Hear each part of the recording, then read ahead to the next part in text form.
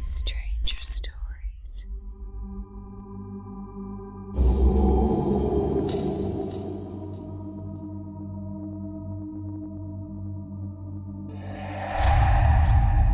It was my senior year of high school. I had finally made some good friends and used to clog up my parents' landline just standing outside on the phone talking away.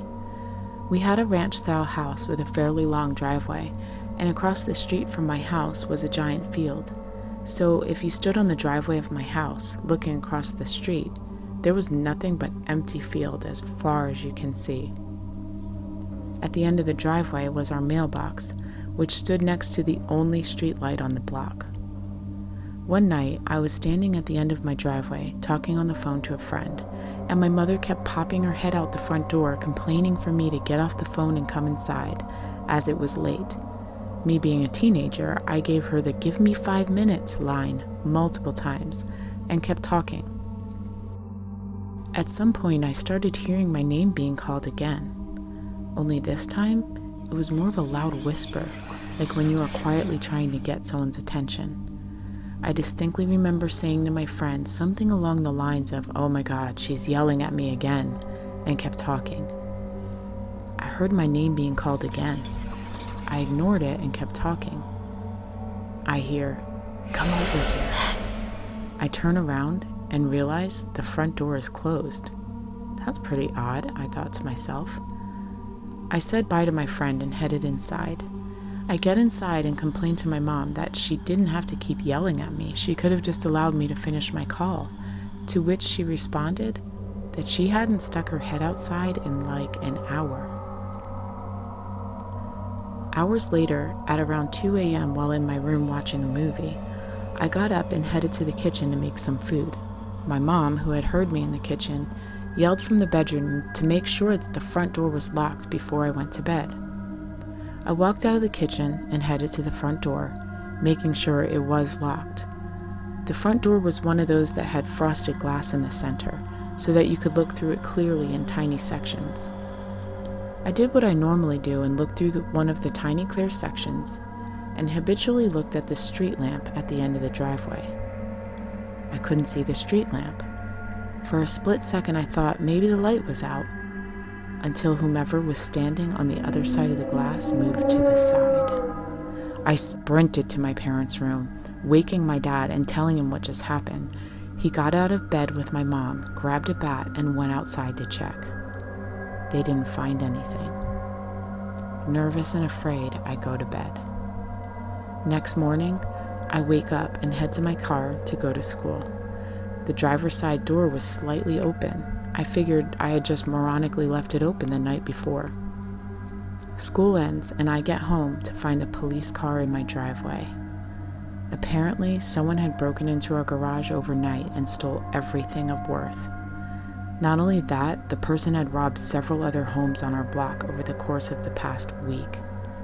I'm horrified to think that whoever it was literally hiding somewhere around my house, baiting me while I was on the phone, and then hours later was still outside looking in through the front door. It's been 10 years since, and I'm still shook.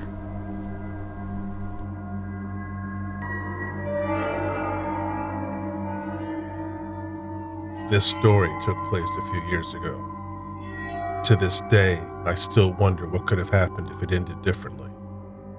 At the time, I lived in a small apartment block in a big city, about 10 minutes from a train station. It was around 11 p.m. After a night out and a few drinks with my girlfriend, we decided it was time to head home. The area I lived in wasn't the safest. It's worth saying that at the time, there were a lot of reports of robberies and stabbings around my block. To get back to my apartment, you would walk along a relatively busy road and make a turn down a smaller road that doesn't get much traffic at that time of the night. As me and my girlfriend approached our turning point, a car does an emergency stop right next to us. The car is pretty beat up and blasting obnoxiously loud music. Out of nowhere, 2 guys jump out and the car speeds away. They're standing right next to us, and I immediately feel like something bad is about to happen. I spot a gap in traffic, and my girlfriend and I make a run for it across the road. The two guys are blocked by cars, but are watching us the whole time, following our every move with their eyes. We start moving faster and make the turn down our street. I can hear two guys jogging up behind us, getting closer and closer. A little way down the street, I see two big guys walking toward us, laughing and joking. This immediately draws my attention to the fact that the guys behind us haven't said anything to each other since jumping out of the car. It's probably only been a minute or two, but they've said nothing. When the two guys come into view, I can hear the footsteps behind us slow down. They're obviously hanging back until these two guys in front of us will pass. At this point, I hear the obnoxious loud music again and see the car from earlier driving toward us. I realize that after dropping the two guys off next to us, the car did a big loop to come around right in front of us, which makes everything seem to be planned. As we walked past the two guys, we broke into a run all the way down the street to the door of our building. At this point, I've got my keys out and I can hear running behind us again. I am terrified as I am not alone. I have my girlfriend with me as well, which can make things escalate much quicker. I get to the door and try to get the key in. My hands are shaking like crazy and I miss the keyhole the first few times. Everything is going in slow motion. We are both panicking, certain we are about to get stabbed. After what feels like ages, I finally get the key in and the door open. We step in and I push the door closed as hard as I can.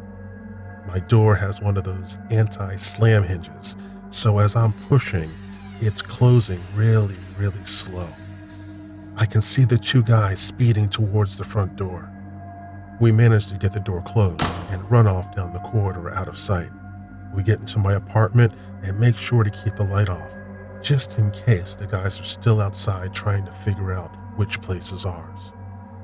I check the windows, and after a while see the guys finally leave, jumping back inside the same beat-down, creepy-looking car.